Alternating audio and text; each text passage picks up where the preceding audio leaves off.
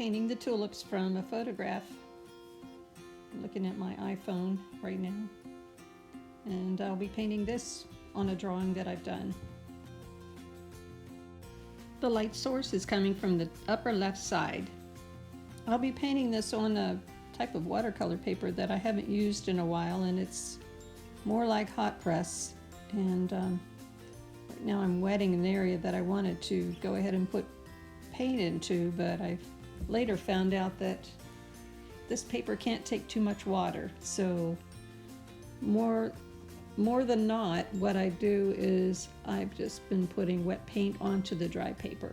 Occasionally I'll have a wet area, but mostly it's wet paint on dry paper.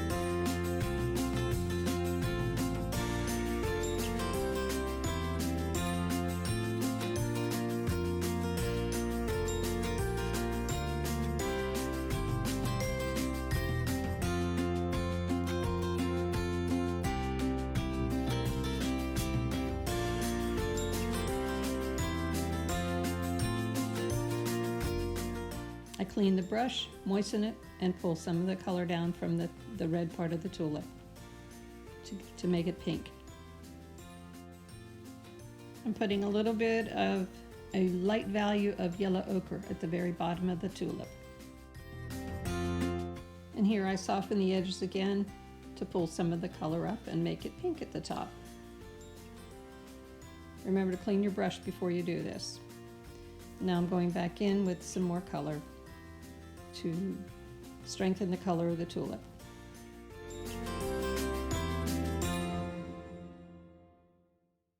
Increase the values.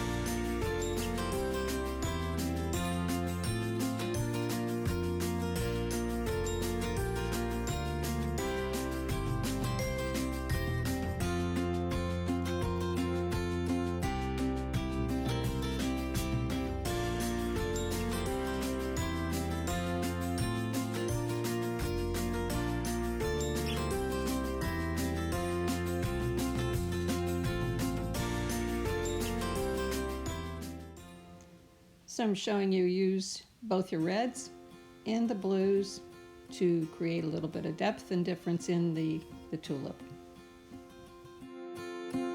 Making greens. Don't use the green out of the palette. Mix it with different colors. I use sap green, ultramarine, blue. I use the Veridian. I add burnt sienna to the sap green, burnt sienna to the Veridian. Also put burnt umber in it to make it a little darker. Always adding some ultramarine blue to the greens just to really bring the depth of the color out. Occasionally I'll use Cerulean with the sap green, or even Cerulean with the Veridian to make a mint green.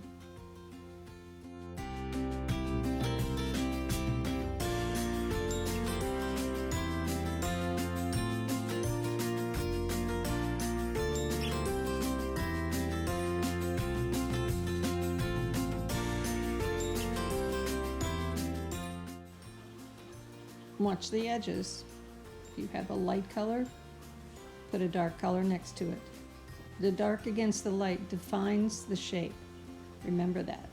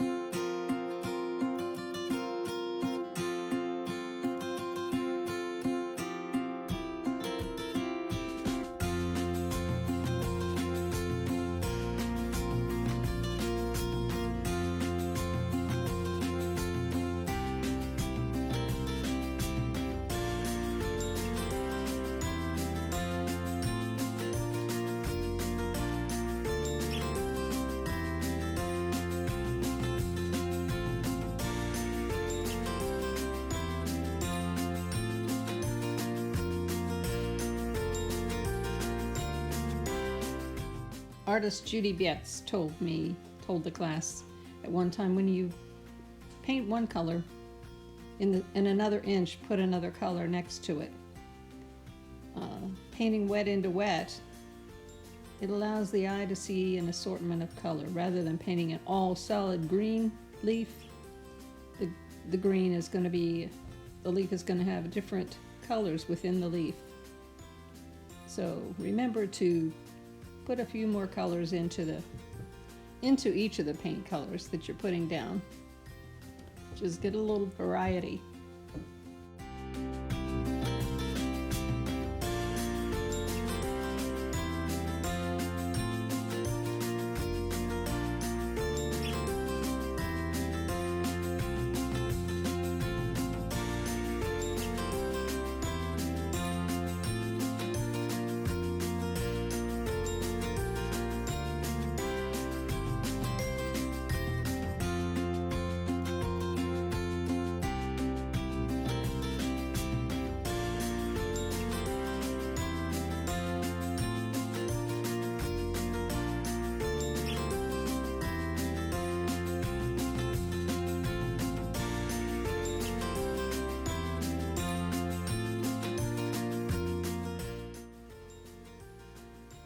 spritzing with clean water around the top, protecting what I've painted.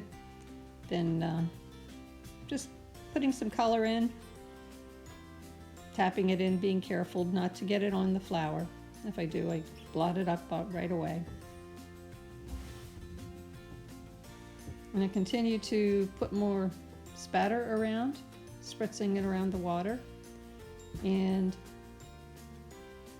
adding more of the paint splatters around the outside and protecting what I've already painted. Continuing around to the right side with a darker color on the bottom right.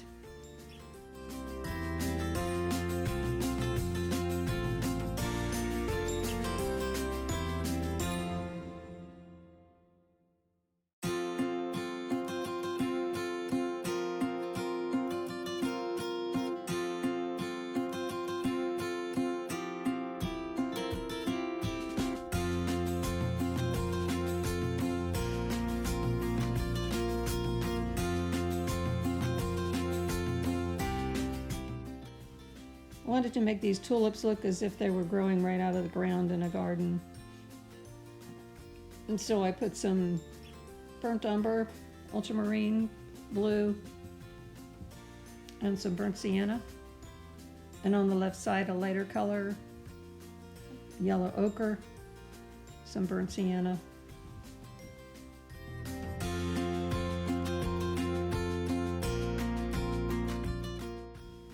And then I spatter with clean water on the bottom, just to give the ground some texture. And it will not appear right now, but the wet spots will make some texture later on in this video. You'll be able to see that.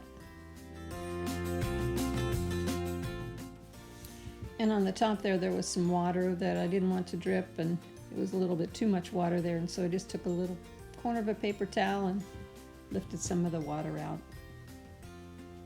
And dried it to prepare for the next step. After drying, I'm putting in the shadow shapes, where from the light is coming from the left side, and the shadows will fall off to the right side. Make sure that you don't put one of the shadows into the bottom right corner, because that's not the place you should end up having a shadow. Increasing the values so that you can see the difference between the leaves and the petals.